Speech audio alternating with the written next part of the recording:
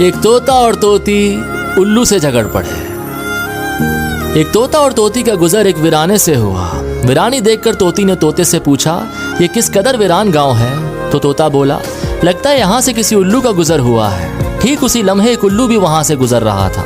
तो उसने तोते की बात सुन ली और वहां रुककर उनसे मुखातिब होकर बोला, तुम लोग इस गांव में मुसाफिर लगते हो, आज रात तुम लोग मेरे मेहमान बन जाओ, मेरे साथ खाना खाओ।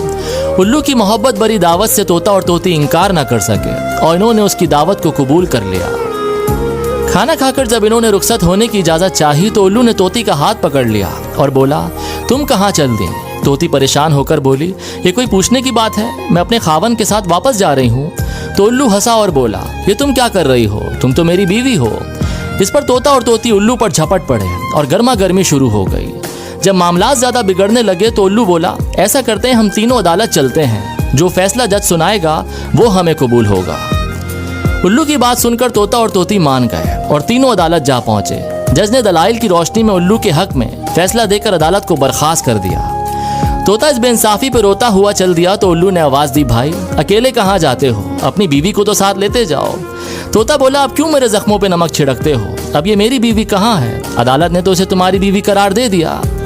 तो उल्लू की आंखों में आंसू आ गए और बोला, ये मेरी बीवी नहीं, तुम्हारी ही बीवी है। मैं बस तुम्हें सिर्फ ये बताना चाहता था कि बस्तियां उल्लू वीरान नहीं करते, बल्कि ये नाइंसाफी से वीरान होती हैं।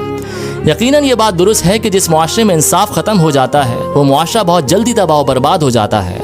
इसलिए अपने मुआशरे में इंसाफ और रवादारी कायम करें और किसी गरीब की हक तलफी ना होने दें, क्योंकि गरीब की बद्दुआ आसमान के दरवाजे हिला देती है।